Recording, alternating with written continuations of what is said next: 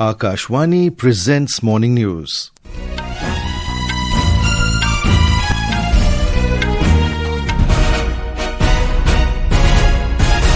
Good morning. I am VC Pramod. The headlines.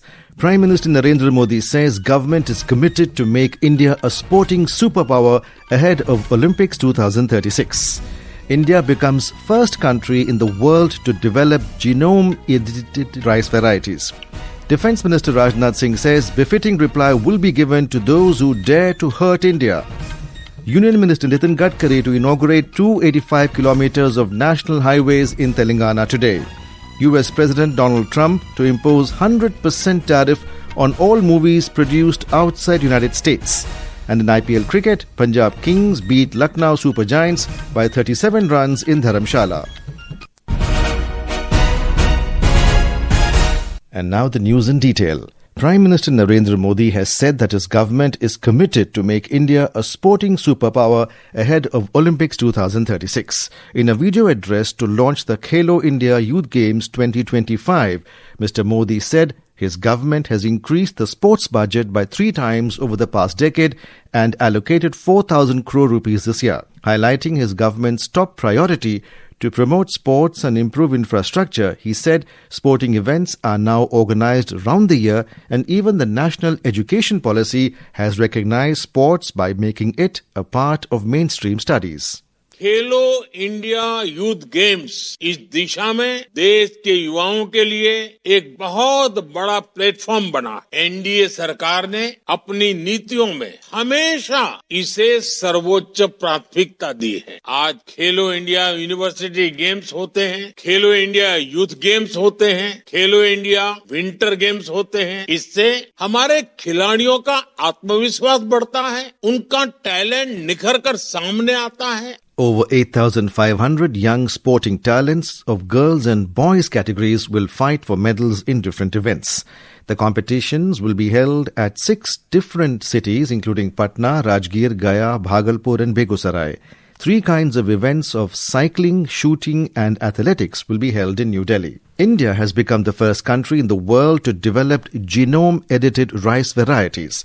Agriculture Minister Shivraj Singh Chauhan launched first 2 genome-edited rice varieties developed by ICAR institutions. Addressing the event in New Delhi, the minister said that this research will prove to be a milestone in Prime Minister Modi's resolution of Vikasit Bharat. He said that these 2 varieties are not only beneficial to farmers but also to the public. These varieties have been developed for Andhra Pradesh, Bihar, Uttar Pradesh, Telangana, Karnataka, Tamil Nadu, Chhattisgarh, Maharashtra, West Bengal and Madhya Pradesh. A report. The first rice variety named DRR Dhan 100 Kamla has been derived from Sambha Masuri, which matures 15 to 20 days earlier and yields 25% more production. The second variety named Pusa DST Rice 1 is salinity and alkalinity tolerant and yields 30% higher production under saline conditions. Speaking at the occasion, the Agriculture Minister termed the launch of these varieties as historic and said that these 2 varieties will reduce the cost of production and increase the yield. जो 2 हमारी किस्में हैं, उनमें से एक कमला DRR और ये मूल किस्म जैसा बताया गया है, उसकी तुलना में अधिक उपज 25 से लेकर 30% और ये 20 दिन पहले पक के तैयार हो जाएगी। मीथेन गैस का उत्सर्जन कम होगा, उत्पादन बढ़ेगा, किसान को फायदा है, जनता को भी फायदा है। ICAR said that these varieties mark a major step in climate resilient and high yield agriculture. Akshit Vaidyan, Akashvani News, Delhi. Defence Minister Rajnath Singh has said that as a Defence Minister, it is his responsibility to work with the armed forces and give a befitting reply to those who cast an evil eye on India.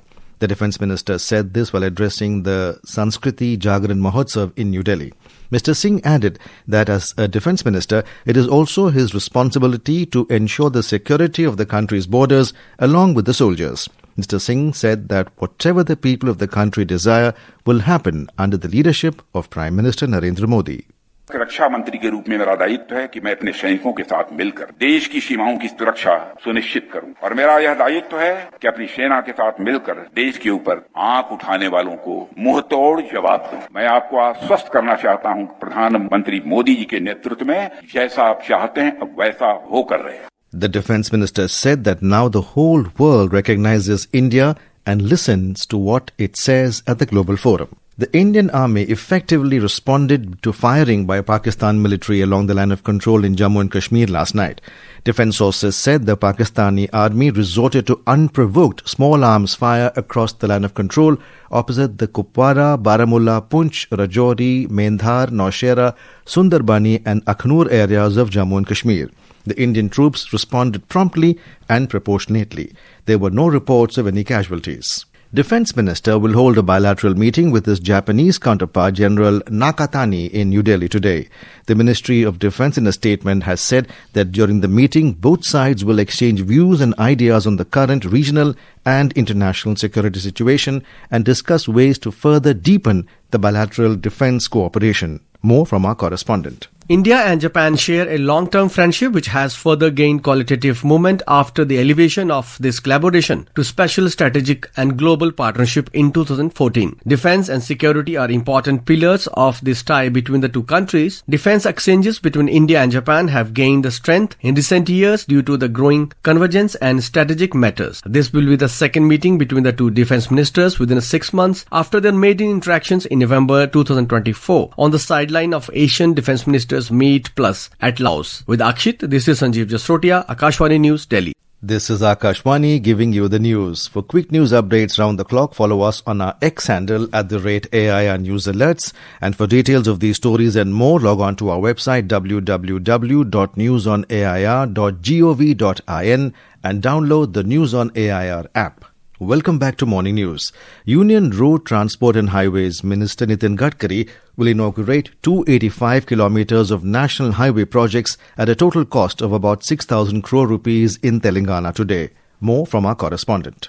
Most of the projects completed and being dedicated to the nation today in Telangana are 4-laning and 6-laning of national highways, which will increase the connectivity to neighbouring states like Andhra Pradesh and Karnataka. Some of them, like 10-kilometre long 6-laning on Hyderabad-Bangalore highway, will provide a signal-free connectivity to Shamshabad International Airport. Later in the evening, he will inaugurate and lay foundation stone to several projects in and around Hyderabad before addressing a public meeting at Amberpet in Hyderabad. Lakshmi, Akashwani News, Hyderabad. There is immense enthusiasm among devotees for the Kedarnath pilgrimage in Uttarakhand.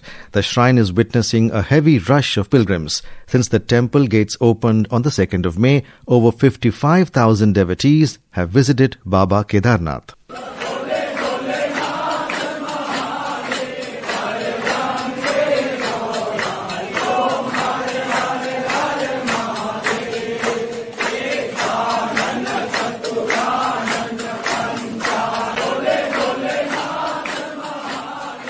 The number is expected to rise significantly in the coming days. To streamline crowd management, a token system for darshan has been introduced for the first time this year, ensuring that every pilgrim can have a smooth and orderly experience. Earlier, the portals of Gangotri and Yamunotri shrines were opened on the 30th of April, while Badrinath Dham was open to devotees yesterday. The 58th annual meeting of the Board of Governors of Asian Development Bank ADB began at Milan in Italy yesterday. Finance Minister Nirmala Sitharaman is leading the Indian delegation at the 4-day event. The Finance Minister will participate in the annual meeting's focal events like the Governor's Business Session, Governor's Plenary Session, and as a panelist in the ADB Governor's Seminar on Cross-Border Collaboration for Future Resilience. US President Donald Trump will impose 100% tariff on all movies produced outside the United States. Taking to Truth Social, Trump announced that he has authorized the Department of Commerce and the United States Trade Representative to begin the procedure of imposing 100% tariff on all foreign-produced movies coming into the United States. US President accused other nations of luring American filmmakers and studios away from the country.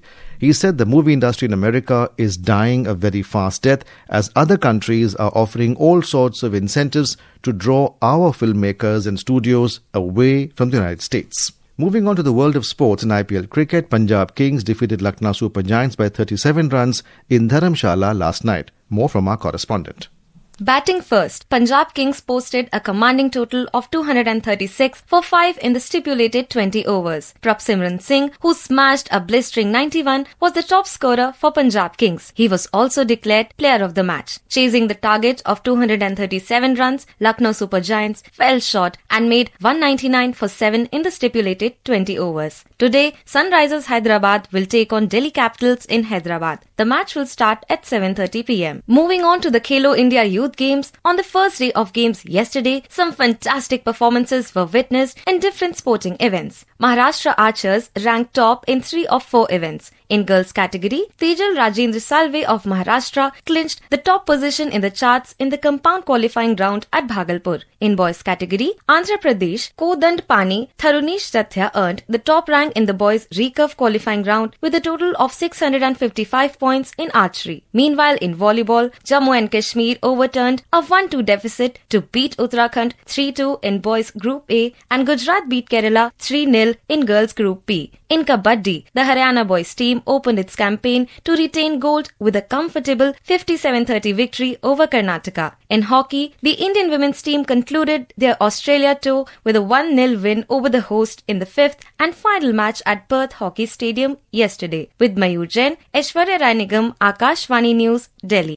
In our bilingual live phone-in program, Public Speak at 9:30 p.m. tonight, we will bring an insightful discussion on staying safe during heat waves with Dr. R.K. Janamani, Scientist, India Meteorological Department, and Dr. Anupam Prakash, Professor, Department of Medicine, Lady Hardinge Medical College.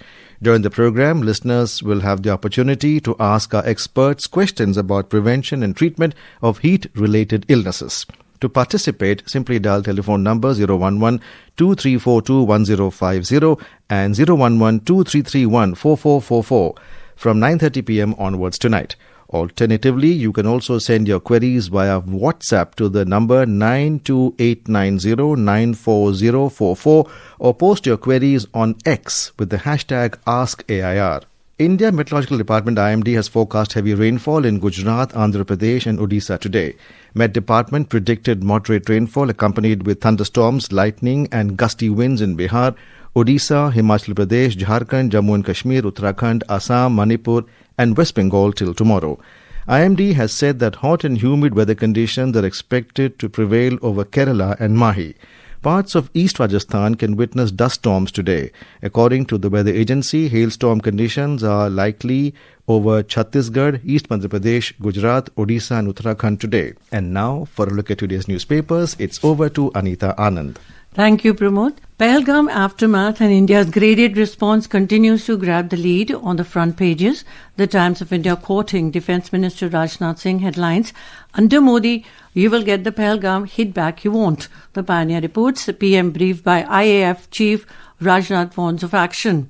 India cuts Chenab water to Pakistan through Baglihar Dam. Headlines The Asian Age. India tightens water choke, holds on Pakistan, shuts Baglihar Dam gates, says the Tribune, while the Statesman reports Chenab flow to Pak hit as Baglihar gates shut. Most papers have also covered on their front page the statement of External Affairs Minister saying, "Need partners, not preachers." Coming ahead of PM Modi's scheduled visit to 3 European nations next week, the Hindu headline reads, "Seeking partners, not preachers, EAM's swipe at EU." And finally, a story in Times of India says, modern-day Haryana has met its prehistoric past in Mangar, a village within the folds of Aravali Hills, where the ASI unearthed a 5 lakh-year-old workshop that is possibly the oldest in North India. And with that, it's back to you, Pramod. Thank you, Anita. And now, before we end the bulletin, the headlines once again. Prime Minister Narendra Modi says government is committed to make India a sporting superpower ahead of Olympics 2036. India becomes first country in the world to develop genome-edited rice varieties. Defence Minister Rajnath Singh says befitting reply will be given to those who dare to hurt India. Union Minister Nitin Gadkari to inaugurate 285 kilometres of national highways in Telangana today. US President Donald Trump to impose 100% tariff on all movies produced outside the United States.